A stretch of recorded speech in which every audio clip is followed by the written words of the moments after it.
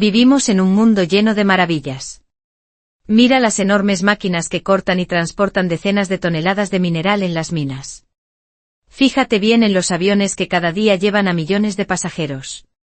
Y déjate impresionar por los cohetes que nos impulsan hacia las estrellas. Todo eso no es más que una pequeña muestra de los logros de la tecnología moderna en el mundo humano de hoy. Pero, ¿estás seguro de que somos los primeros en conocer, estudiar y fabricar este tipo de cosas? ¿Y si a lo largo de miles de años de historia, ya hubieran existido civilizaciones capaces de hacer algo parecido? O quizá, en medio de ese larguísimo tramo de tiempo falta un capítulo entero, una pieza crucial, que hemos perdido sin darnos cuenta. Si esto fuera verdad, ¿de dónde habrían salido esos conocimientos? Busquemos juntos la respuesta en la primera parte de esta serie, la parte de la historia olvidada. A lo largo del tiempo han surgido muchas civilizaciones. Nacieron, alcanzaron su apogeo y desaparecieron de forma misteriosa. Todas las historias, logros y vestigios que dejaron suelen estar ligados a los dioses que simbólicamente convivían con los humanos. Los dioses se describen como creadores del mundo, dueños del clima, aquellos que enseñan a los seres humanos los conocimientos necesarios para sobrevivir y prosperar. En mi opinión, la palabra dioses es simplemente otro nombre para designar a seres que no proceden de la tierra. Seres que casi siempre aparecen de la misma manera. Descendiendo desde el cielo. Y la respuesta a la pregunta que hoy se hacen millones de personas sobre las visitas de extraterrestres en la antigüedad es que sí, es posible. Si eso fuera cierto, entonces, ¿quiénes eran? ¿Por qué vinieron aquí? ¿A dónde se fueron? ¿Volverán algún día? Probablemente ninguna civilización ha estado tan marcada por sus dioses como el antiguo Egipto. A unos 20 kilómetros al sur de El Cairo se alza la llamada Ciudad de los Muertos, donde se encuentra la famosa pirámide escalonada y los lugares de descanso de innumerables faraones. No es célebre por su aspecto imponente sino por su historia. Se considera la pirámide más antigua de Egipto con más de 4000 años. En 1891, unos arqueólogos franceses excavaron y estudiaron una tumba perteneciente a Paradimen, un alto funcionario que vivió hacia el siglo III a.C. Encontraron una enorme cantidad de objetos funerarios. Entre todos aquellos restos apareció un pequeño modelo de madera con forma de pájaro. Estaba junto a un rollo de papiro envuelto en el que se leía, en inglés, "I want to fly". Como era habitual, el objeto fue enviado al Museo de El Cairo y colocado junto a otros modelos de aves. Durante décadas aquel pajarito de madera siguió allí como una pieza más, sin llamar la atención. Hasta que en 1969, el Dr. Messi reparó en algo muy extraño en ese modelo procedente de la Ciudad de los Muertos. Lo extraño eran las alas. A primera vista, cualquiera diría que se trata de un pájaro. Los ojos, el pico, todo está representado con claridad. Pero las alas, sin duda, no se parecen a las de ningún ave existente en la Tierra. Al observar el modelo con más detalle, se ve que la parte del ala más próxima al cuerpo es más gruesa que la parte exterior. Ese es precisamente el punto donde se genera mayor sustentación. Las dos alas son más gruesas cerca del fuselaje y se afinan hacia la punta. Cuesta creer que sea una casualidad. Es un diseño demasiado ideal para un aparato volador. Hasta hoy seguimos utilizando ese perfil aerodinámico en los aviones modernos. Además, el modelo muestra con claridad una cola vertical de control.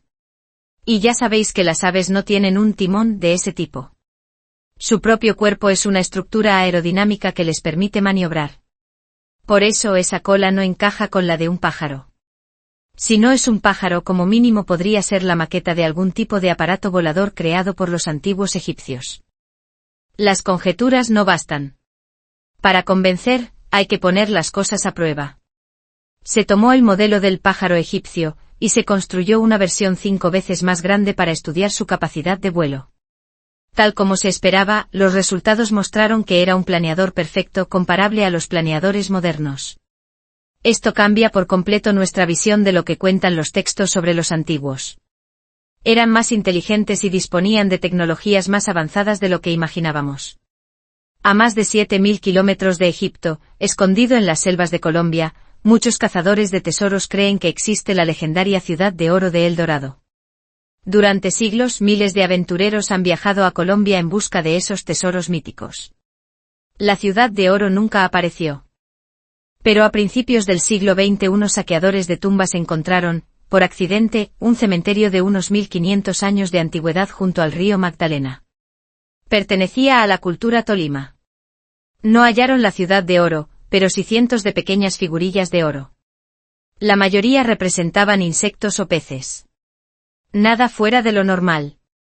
Hasta que entre ellas empezaron a aparecer varias figuras que recuerdan, de inmediato, a un avión de combate moderno. Cuentan con todos los elementos característicos. Ala principal. Estabilizador de cola. Timón vertical. Nada en la naturaleza tiene esa forma. Incluso una de las piezas muestra alas en flecha, típicas de los cazas modernos. Ningún insecto en toda su evolución ha tenido alas ancladas en la parte inferior del cuerpo de esa manera. Es imposible que represente un insecto. Para poner a prueba esta hipótesis, en 1997 dos ingenieros alemanes, Enbom y Peter Belting, decidieron construir un avión real basándose en estas figuras de oro. Fabricaron una versión más grande equipada con tren de aterrizaje y motor. Enbom contaba que el trabajo fue sorprendentemente sencillo. No tuvieron que añadir prácticamente nada. El diseño ya era perfecto. Lo verdaderamente llamativo es que esa perfección viene de manos de indígenas de hace más de 2000 años. La proporción y las dimensiones eran tan precisas que al escalar el modelo, no hizo falta recortar ni añadir un solo centímetro. ¿Cómo lograron aquellos pueblos un conocimiento tan refinado de la aerodinámica? Cuando terminaron el prototipo, el pequeño avión rodó por la pista y despegó como si fuese lo más normal del mundo. Un experimento muy exitoso que muestra que la ciencia aplicada pudo existir hace muchísimo tiempo. Desde dos hemisferios distintos, separados por miles de kilómetros, encontramos ejemplos que revelan un sorprendente nivel de comprensión en la antigüedad. En ambos casos, los diseños son aerodinámicamente perfectos. Y lo más importante, vuelan. Sería ingenuo decir que todo es una simple coincidencia. Los antiguos o bien construyeron aparatos voladores, o al menos vieron volar máquinas controladas por algo o alguien. Seres que surcan el cielo envueltos en humo y fuego, se elevan a gran velocidad y desaparecen. Esos seres en la mitología son los dioses.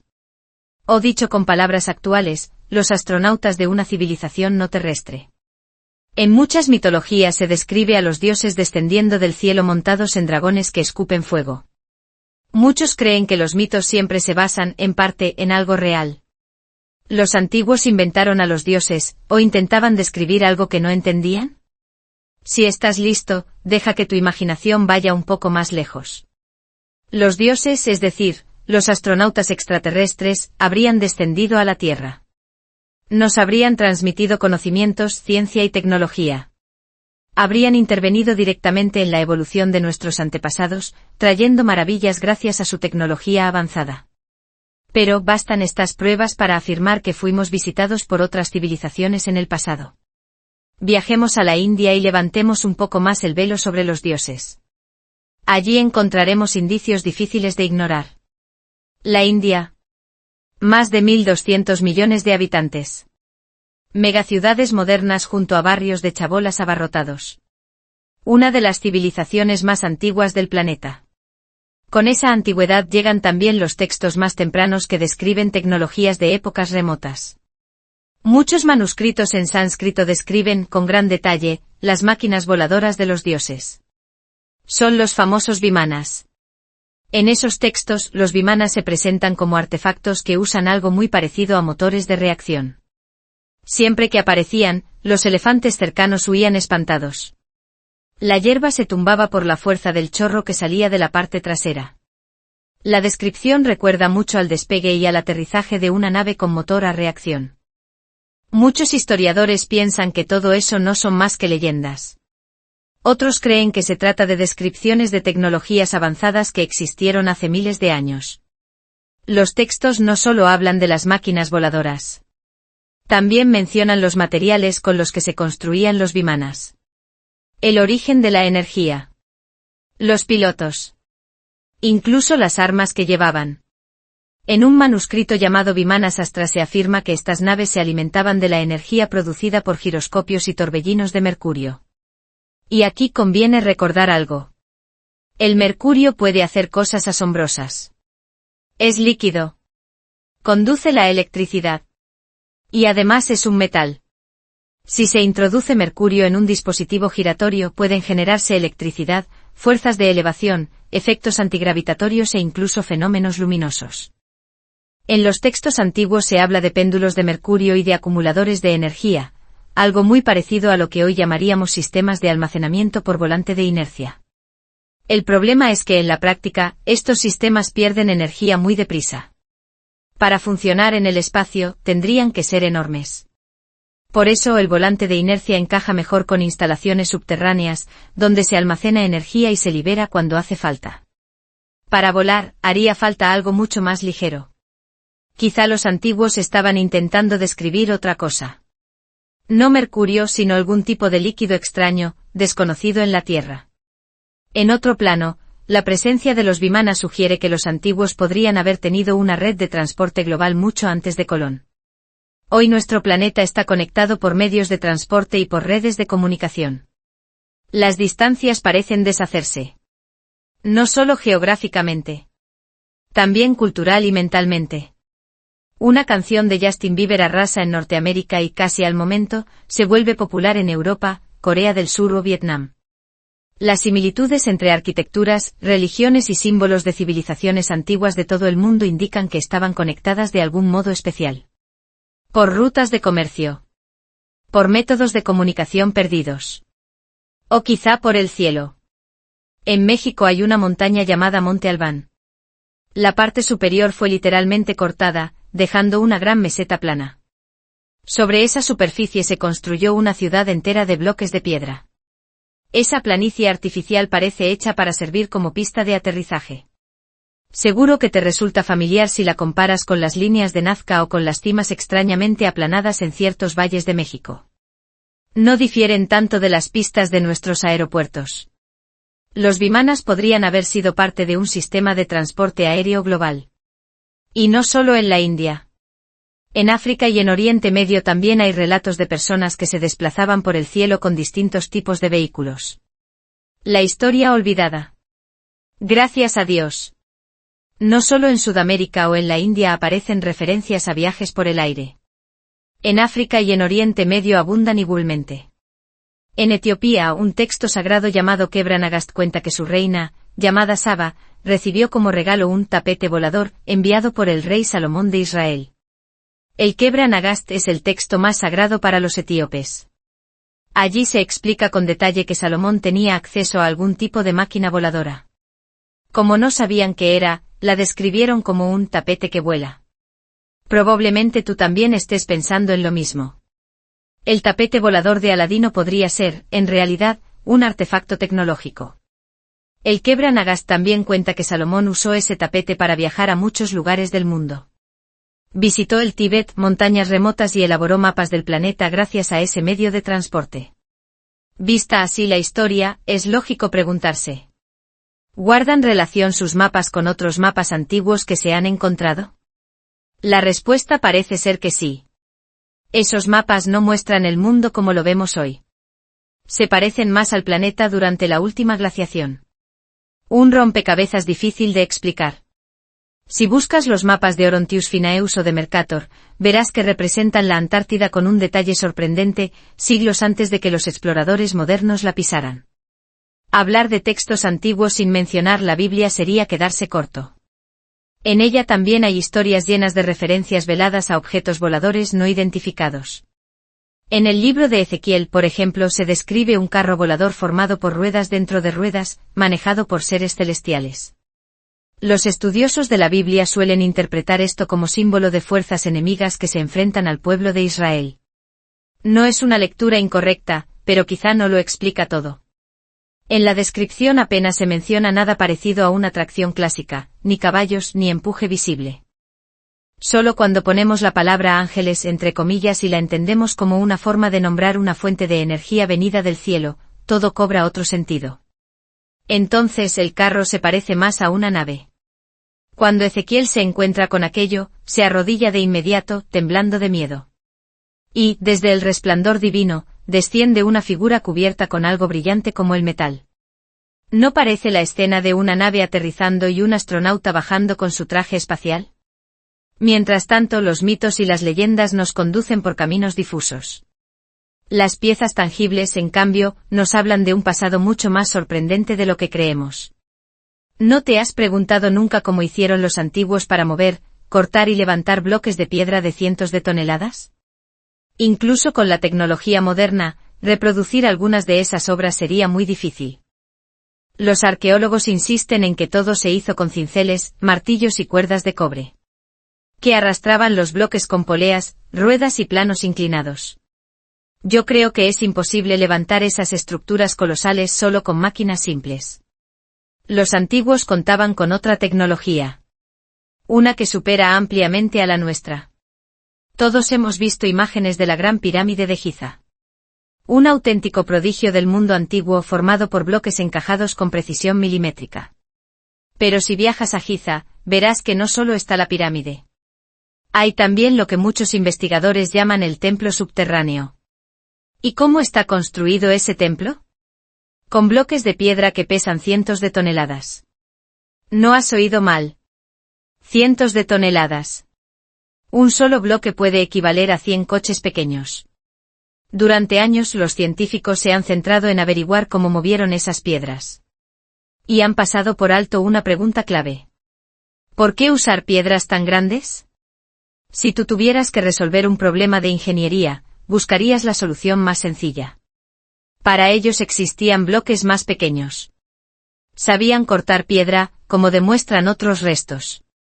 Entonces, ¿qué sentido tiene usar bloques casi imposibles de mover? Solo hay una explicación lógica. Porque para ellos no era difícil. Levantar cientos de toneladas no suponía ningún reto. Tal vez la tecnología que manejaban los egipcios estaba a años luz de la nuestra.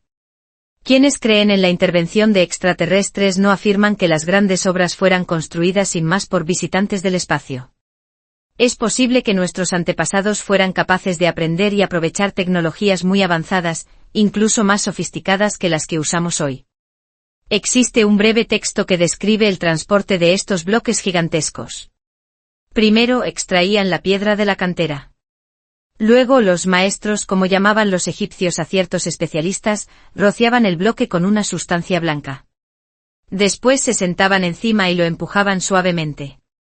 Y la roca de cientos de toneladas comenzaba a deslizarse como por arte de magia. Pero no era magia. Era tecnología. Algo muy parecido a lo que hoy llamaríamos antigravedad. El misterio tecnológico no se limita al transporte. También está presente en el tallado. En los talleres de piedra más avanzados del mundo actual usamos maquinaria pesada, cables recubiertos de diamante, pulidoras. Por mucho equipo que tengamos, aún no hemos podido replicar algunos de los cortes perfectos que vemos en templos antiguos.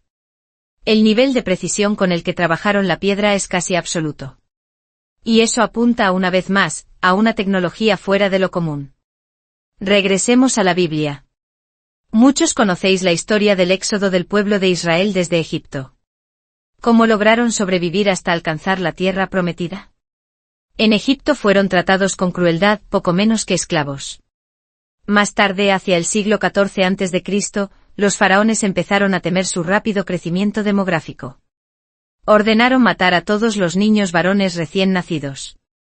En ese contexto nace un niño al que su madre, desesperada por salvarlo, coloca en una cesta y lo deja a la deriva sobre el Nilo. Una princesa egipcia lo encuentra y lo cría en palacio.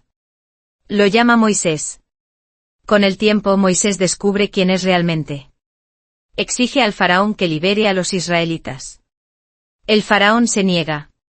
Y Moisés lidera la huida. El pueblo cruza el Mar Rojo y el desierto del Sinaí. Pero Dios se enfurece con los israelitas por adorar ídolos. Les obliga a vagar por el desierto durante 40 años antes de permitirles entrar en la tierra prometida.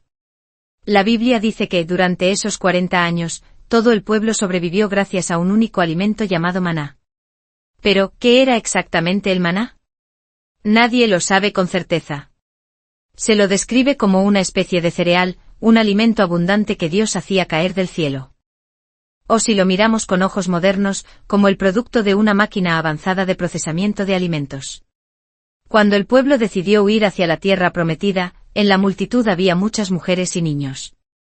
Era imposible cargar con comida suficiente para todos durante décadas. Un texto llamado Zohar, que recoge interpretaciones místicas de la Torá, habla de ese maná como un regalo del Creador. Pero deja una duda. ¿Ese Creador era una persona, Dios, o una máquina?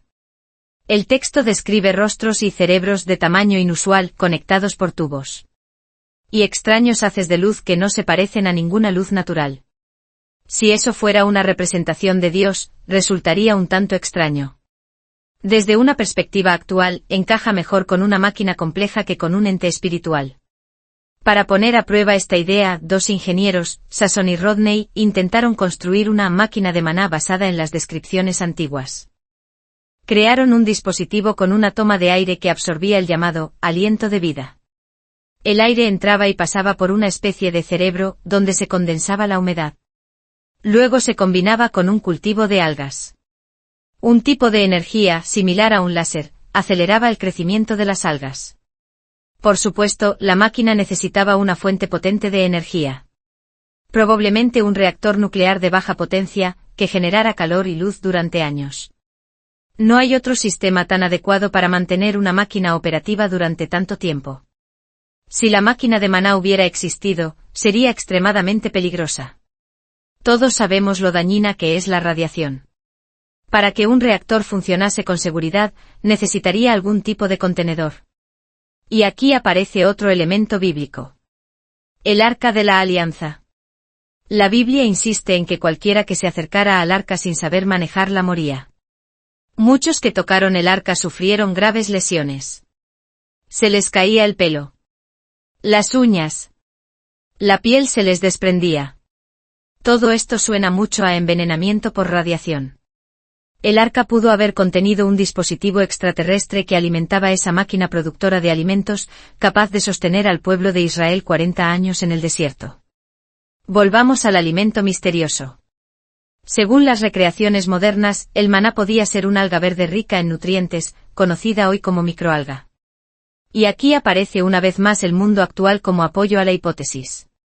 Hoy las agencias espaciales se han planteado el problema de cómo alimentar a los astronautas en misiones largas. Una de las soluciones ha sido precisamente el cultivo de algas verdes. En los años 70, la NASA estudió esta posibilidad. Descubrió que una persona puede mantenerse con vida solo con ese tipo de alga, sin necesidad de otro alimento. Si nuestros astronautas pueden hacerlo hoy, ¿por qué no podrían haberlo hecho los israelitas de entonces? Hay otro detalle que quizás se te haya pasado por alto, el Sabbat. ¿Por qué un día a la semana dejaba de caer maná? La explicación es sencilla. Era el día de mantenimiento de la máquina. Había que limpiarla, recargarla y revisarla.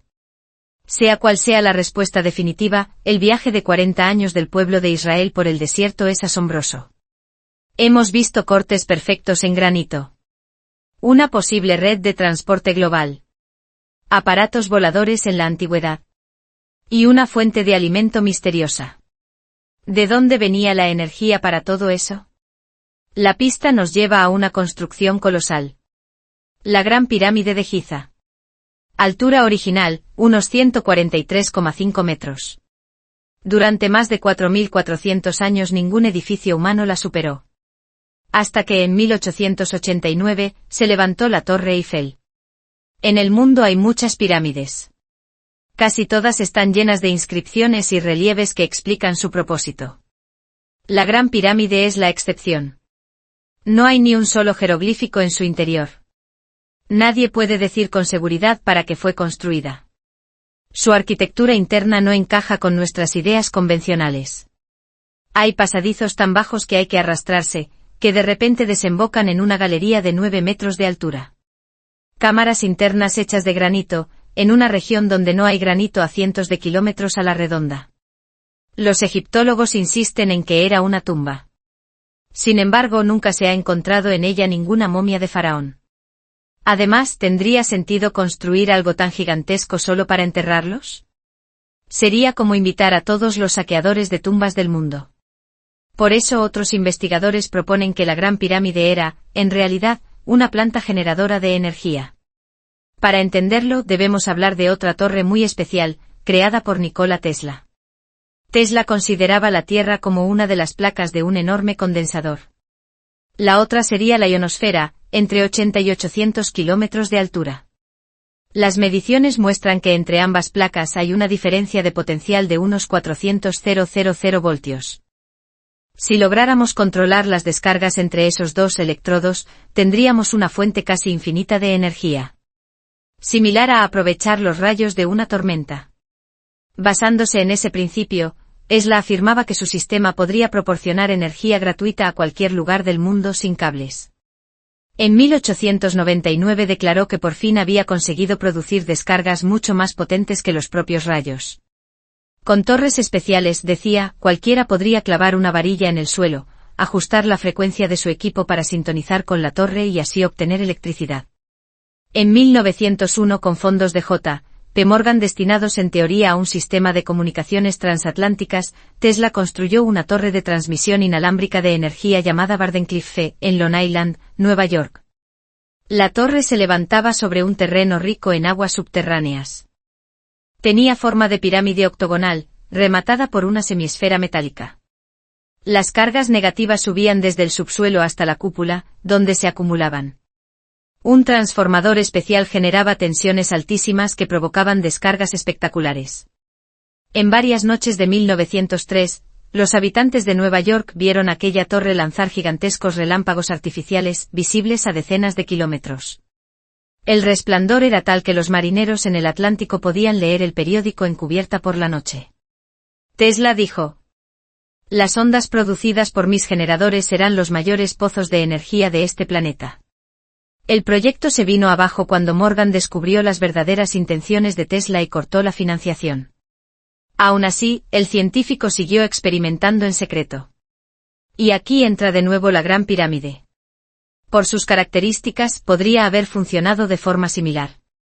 El recubrimiento exterior original era de piedra caliza blanca de Tura, sin magnesio. Un aislante perfecto. Impedía que la energía se escapara. Los bloques están encajados con tanta precisión que no cabe ni una hoja de afeitar entre ellos. Este aislamiento habría permitido a los antiguos egipcios controlar el flujo de energía interna. Dentro, en cambio, se usó otra caliza con cristales de cuarzo y restos metálicos, materiales ideales para conducir y modular la electricidad. Los pasajes están forrados de granito, ligeramente radiactivo, que ioniza el aire. Así, la pirámide actúa como un enorme cable. Núcleo conductor en el interior. Capa aislante por fuera. El conjunto de Giza está construido sobre estratos de piedra caliza porosa bajo la cual circula agua. El flujo constante del Nilo a través de esas rocas puede generar lo que se conoce como electricidad piezoeléctrica y corrientes de desplazamiento. Los conductos de granito de la pirámide canalizarían esas corrientes. La estructura completa concentraría el campo electromagnético desde abajo hacia arriba. Se cree que en la antigüedad, en la cúspide había un remate de metal muy conductor, quizá de oro. Hoy solo queda un espacio vacío. Desde ese punto, la energía podría haber sido radiada hacia torres cercanas repartidas por la región, que luego la distribuían a otros lugares. Y entonces surge una duda inquietante. ¿Y si muchas de las tecnologías que hoy consideramos la cúspide de nuestro progreso ya fueron conocidas y usadas hace miles de años? Bienvenidos a la siguiente parte de la historia olvidada. Visitantes en nuestra casa. Para quien se interesa por los ovnis, el nombre Roswell aparece enseguida. Un pequeño pueblo de Nuevo México, en Estados Unidos. Un lugar tranquilo hasta 1947. Ese año un granjero informó a las autoridades de que algo se había estrellado en sus tierras. Una nave misteriosa. Periódicos, policía, FBI y ejército, todos acudieron. Semanas después, un comunicado oficial confirmó que se había recuperado una nave extraterrestre. Pero al día siguiente el ejército dio marcha atrás. Afirmó que solo se trataba de un globo meteorológico. La contradicción fue tan evidente que la noticia se propagó por todo el mundo. Roswell se convirtió en sinónimo de visita extraterrestre. Encuestas posteriores revelaron que más de la mitad de los consultados creían que seres de otros mundos habían visitado la Tierra en el pasado o seguían haciéndolo. ¿Por qué tanta gente cree en esa posibilidad? El universo es inmenso. Hostil. Y está muy por encima de nuestra comprensión. La Tierra tiene unos 4.600 millones de años. La humanidad apenas cientos de miles. Un suspiro. Resulta ingenuo pensar que somos los únicos seres inteligentes que han surgido en todo ese tiempo y en toda esa vastedad. En 1969, cuando Armstrong pisó la Luna, nuestra visión del cosmos cambió para siempre. Surgió una pregunta inevitable. Si nosotros podemos viajar a otros cuerpos celestes, ¿por qué otros seres no podrían hacer lo mismo y venir aquí? Hace más de 2000 años, en lo que hoy es Perú, existió la capital cultural y religiosa del pueblo Nazca. Esa ciudad se llamaba Cahuachi. Hacia el año 500 después de Cristo, los nazcas desaparecieron misteriosamente. Las ruinas de Cahuachi quedaron abandonadas en el desierto. Como tantas otras ciudades antiguas, se convirtió en objetivo de arqueólogos y antropólogos. En 1910, un antropólogo llamado Alex viajó a Perú para estudiar con más detalle aquella civilización. En una excavación encontró algo que le dejó atónito. Cráneos extraños. Mucho más grandes y alargados que los de las personas actuales. ¿De dónde venían? ¿Por qué estaban allí? ¿Eran humanos? Para cualquiera, esos cráneos resultan inquietantes. A muchos les recuerdan de inmediato a la clásica imagen de un extraterrestre. Otros sostienen que se trata de cráneos deformados mediante prácticas culturales. Ese tipo de deformación craneal no es desconocido. Se ha documentado en varias culturas antiguas. Un explorador del siglo XIX, durante una expedición en el Congo, observó cómo los miembros de una tribu llamada Mambetu envolvían la cabeza de los niños pequeños con vendas muy apretadas. Con el tiempo el cráneo se alargaba hacia atrás. En algunos casos llegaba a duplicar su tamaño normal. ¿Por qué lo hacían? Probablemente creían que una cabeza más grande y alargada significaba mayor inteligencia. O puede que intentaran parecerse a algún ser superior con el que habían tenido contacto. Quizá los antiguos no entendieron bien en qué consistía realmente la inteligencia de aquellos visitantes. Lo cierto es que desde hace décadas, se repite una misma imagen cuando hablamos de extraterrestres. Cabeza grande y alargada. Piel gris. Cuerpo bajo. Ojos negros desproporcionados. Regresemos a Egipto. Allí se han encontrado representaciones con cráneos largos muy marcados. Y en especial, la de un faraón polémico. Tal vez él también quiso parecerse a esos seres. O quizá no imitaba a nadie. Tal vez era uno de ellos. Antes de que los egipcios se asentaran a lo largo del Nilo, sus leyendas hablaban de una época llamada Zep-Tepi. El primer tiempo. Según el mito, durante Zep-Tepi los dioses descendieron de las estrellas en barcos voladores. Del barro y el agua crearon un reino nuevo. En la lengua egipcia antigua Dios se decía Netjer, que puede traducirse como ser venido del cielo. Los egipcios estaban convencidos de que sus dioses venían literalmente de otros astros. Quizá no lo sepas, pero el dios Osiris, junto con su esposa y hermana Isis, eran considerados seres procedentes de esos reinos superiores. En los relatos Osiris se identifica con la constelación de Orión. Isis con la estrella Sirio, la más brillante del firmamento. Dentro de Orión existe una región que los astrónomos modernos llaman guardería estelar. Allí nacen muchas estrellas de la Vía Láctea.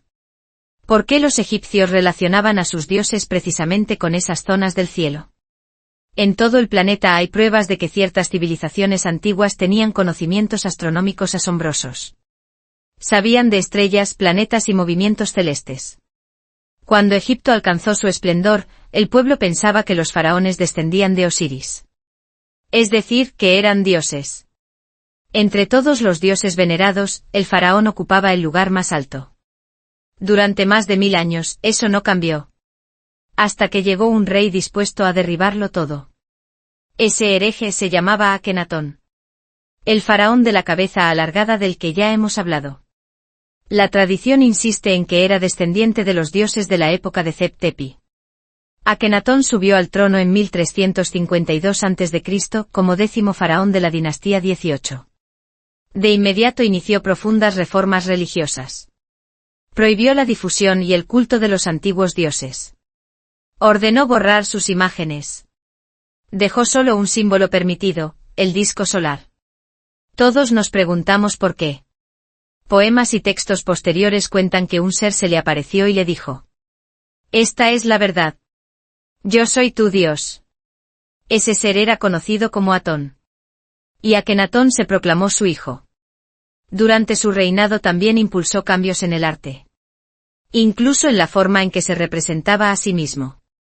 Antes de Akenatón, el ideal del faraón era un hombre de hombros anchos y cintura estrecha.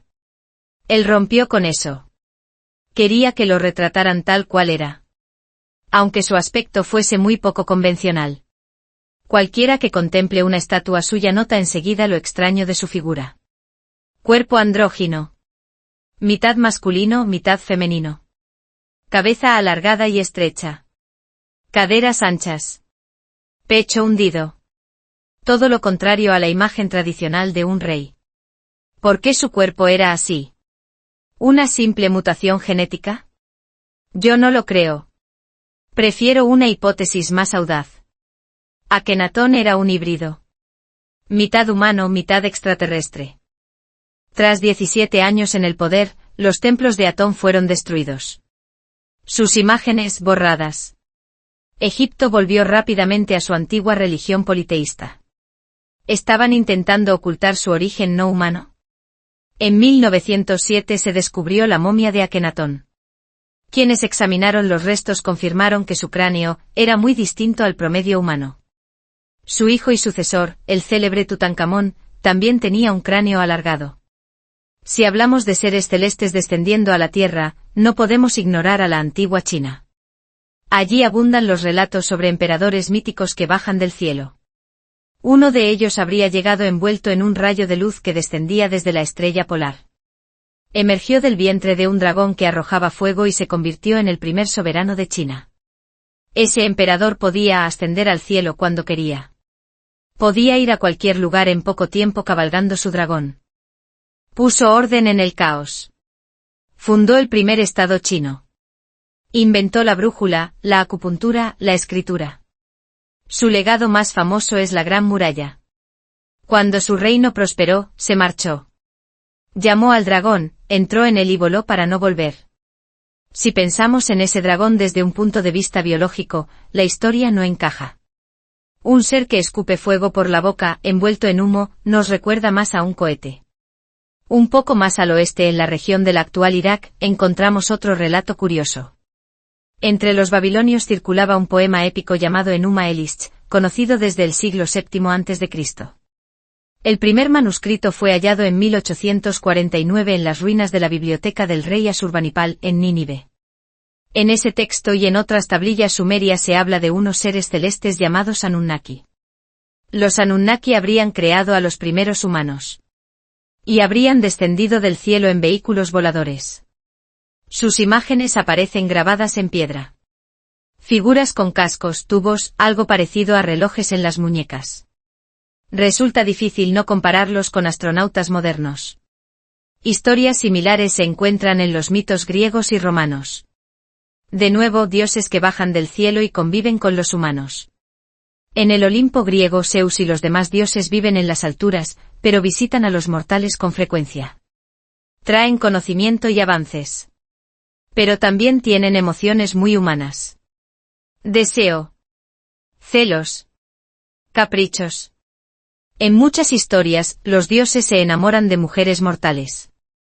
Se unen a ellas. Y de esa unión nacen semidioses. Zeus, por ejemplo, engendra héroes como Heracles. O mujeres de belleza legendaria como Helena de Troya.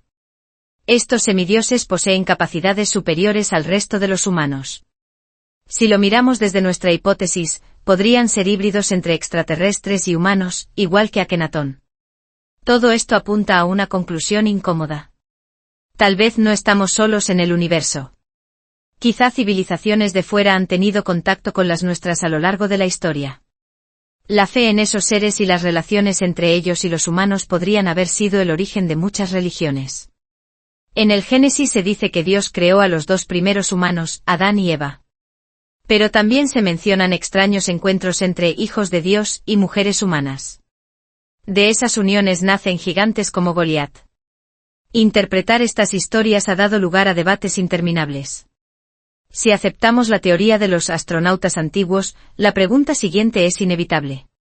¿Quiénes eran realmente? Tratemos de responder usando la astrofísica y la biología modernas. El 18 de mayo de 1965, el cosmonauta soviético Leonov salió de su nave Voskhod 2 y se convirtió en el primer ser humano en hacer una caminata espacial. Estuvo 12 minutos y 8 segundos fuera de la nave. En el vacío hostil, su vida dependía completamente de su traje espacial.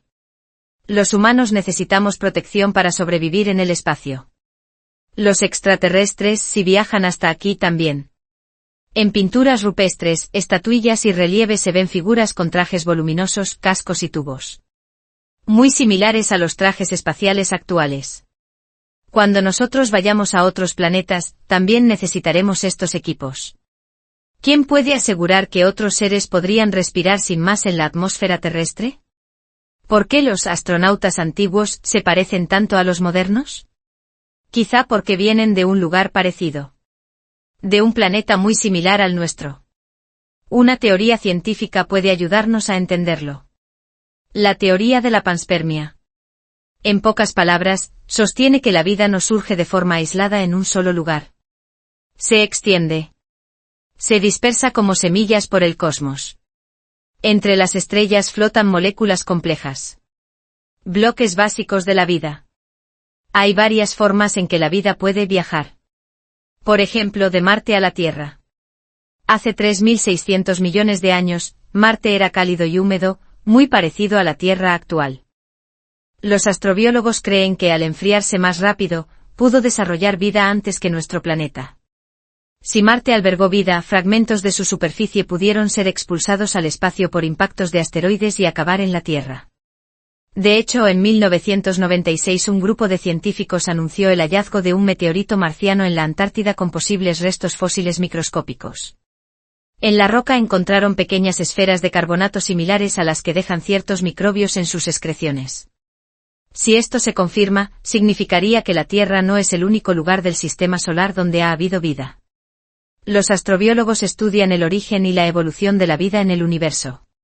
Incluso contemplan la posibilidad de que la vida terrestre proceda, en última instancia, del espacio. En ese contexto, cabe otra pregunta. ¿Fue un proceso casual, o alguien sembró la vida aquí de forma intencionada? El genetista británico Crick, codescubridor de la estructura del ADN humano en 1953, fue uno de los que llevó la panspermia más lejos. En los años 60 propuso la idea de la panspermia dirigida. Según él, en alguna región remota de la galaxia pudo existir una civilización muy avanzada que, ante la destrucción inminente de su planeta, decidió salvar su legado biológico. Si tú pertenecieras a una civilización así, ¿qué harías? Primero buscarías escapar. Después intentarías asegurar la supervivencia de tu especie. Entre incontables mundos, tal vez eligieron la Tierra como destino. Eso explicaría por qué los supuestos astronautas antiguos se parecen tanto a nosotros. Quizá no es que ellos se parezcan a los humanos. Tal vez nosotros nos parecemos a ellos.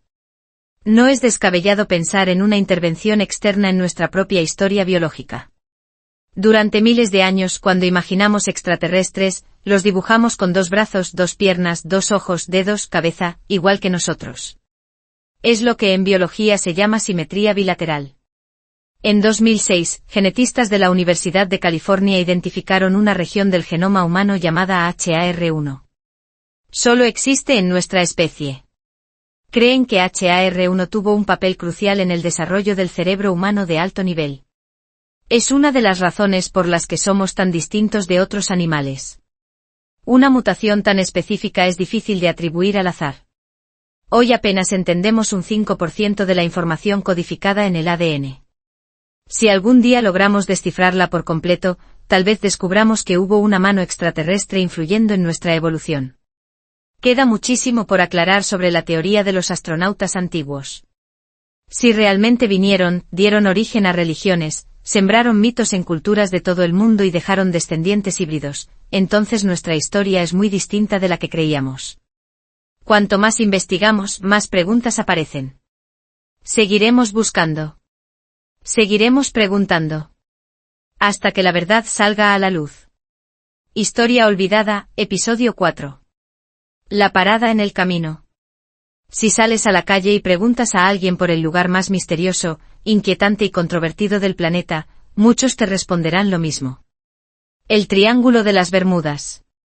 Un área entre Miami, Puerto Rico y la isla de Bermudas. Más de 1.200 kilómetros cuadrados. Un rompecabezas para la ciencia. Marineros con años de experiencia, oficiales de la Marina, oceanógrafos. Todos se encogen de hombros ante lo que ocurre allí. Historias de aviones que desaparecen sin explicación. Luces extrañas en el cielo. Barcos hallados a la deriva, en perfecto estado, pero sin un solo tripulante. Estos relatos están documentados. No son simples cuentos. Si alguien quiere ver fuerzas sobrenaturales en ello, no le faltarán motivos. Pero yo prefiero otra interpretación.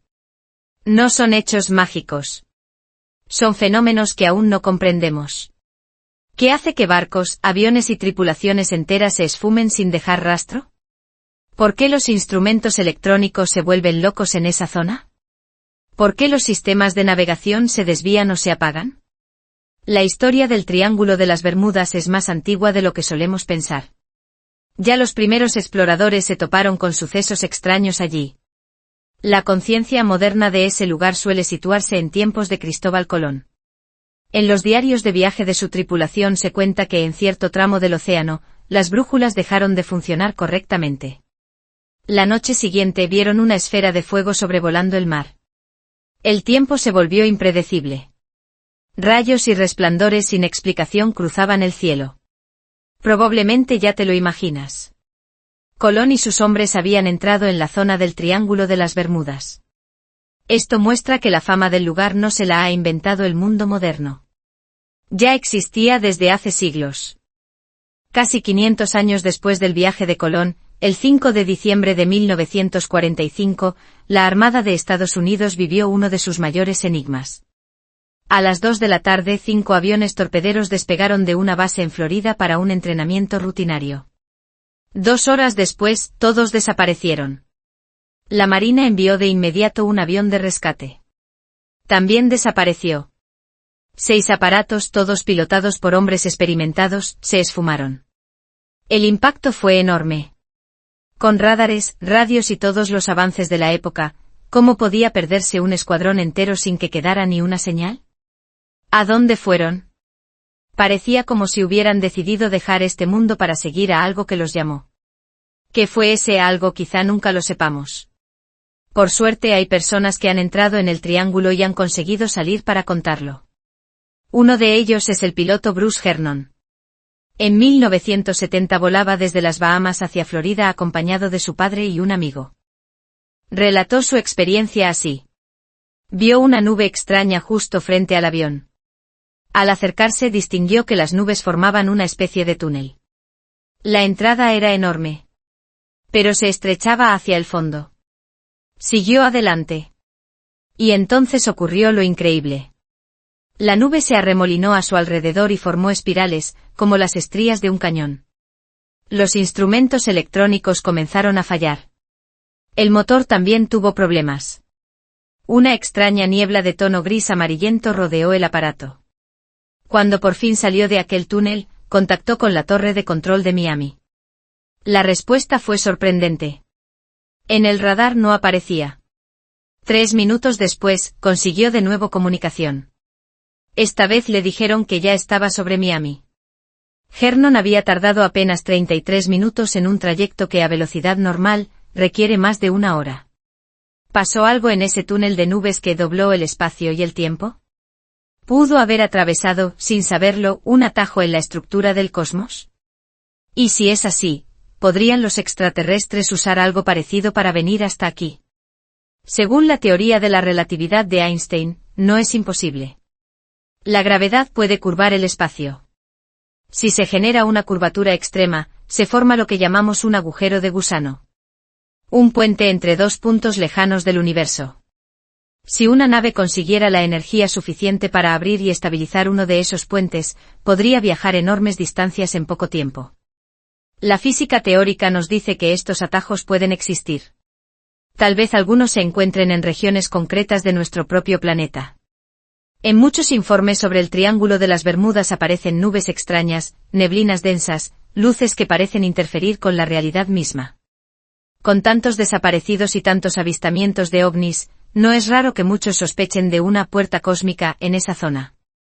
Si los extraterrestres pueden usarla para visitarnos, ¿podríamos nosotros usarla algún día para visitarlos a ellos? Si hay una puerta, es lógico pensar que debe haber más. Al sur, desde El Paso en Texas, se extiende un desierto rocoso durante cientos de kilómetros. Allí hay un lugar al que llaman la zona del silencio. El nombre lo dice todo. Si vas con tu teléfono móvil, no funcionará. Las ondas de radio desaparecen. Las brújulas se vuelven locas. El sitio está lleno de rarezas. Rocas extrañas esparcidas por todas partes. Animales con deformidades. Sensaciones físicas incómodas en quienes atraviesan el área. La zona del silencio fue noticia por primera vez en 1930, cuando un aviador llamado Francisco Saravia se dio cuenta de que su radio dejaba de funcionar al sobrevolar aquella región. La zona se encuentra entre los paralelos 26 y 28. Si trazas una línea imaginaria, verás que se alinea con el Triángulo de las Bermudas y con las pirámides de Egipto. Difícil pensar que sea una coincidencia. Una de las historias más famosas ligadas a la zona del silencio ocurrió el 11 de julio de 1970. Ese año se intensificaron las investigaciones. Un misil estadounidense llamado Athena fue lanzado desde la base de White Sands, en Nuevo México. Debía caer en un área determinada, a unos 1126 kilómetros. Pero algo salió mal. El cohete voló mucho más lejos. Pasó sobre la cadena montañosa y terminó estrellándose en pleno desierto mexicano, en plena zona del silencio. Los expertos militares no entendían cómo se había desviado tanto. Parecía como si una fuerza invisible lo hubiera atraído hacia allí. El cohete llevaba 2 contenedores radiactivos. La Fuerza Aérea envió un equipo para recuperarlos. Durante 3 semanas buscaron entre la arena y las rocas. Al final, encontraron los restos de la Athena y algo de tierra contaminada. Constataron también que ninguna señal de radio se propagaba bien allí. Las comunicaciones eran casi imposibles. Los radios portátiles emitían apenas un leve murmullo incluso al máximo volumen. La zona del silencio actuaba como una sombra para las ondas. Un lugar de fuerte magnetismo que amortiguaba las señales. Tras esa misión, el lugar ganó fama. Científicos de distintos campos acudieron para estudiar los fenómenos extraños. El gobierno mexicano construyó un centro de investigación en plena zona. Su objetivo principal era estudiar la flora, la fauna y los minerales, para entender por qué desaparecían las señales. Con el tiempo se descubrió que el subsuelo es muy rico en hierro y que han caído muchos meteoritos en esa área. Eso reforzó la idea de que las propiedades magnéticas del terreno podrían tener causas cósmicas. Hace más de 3000 años, un pueblo llamado Anasazi vivía al norte de esta región, en lo que hoy es el suroeste de Estados Unidos. Su nombre significa «los antiguos». Sentían una gran fascinación por el cielo. Sabemos que en 1054 una supernova explotó y fue visible desde la Tierra.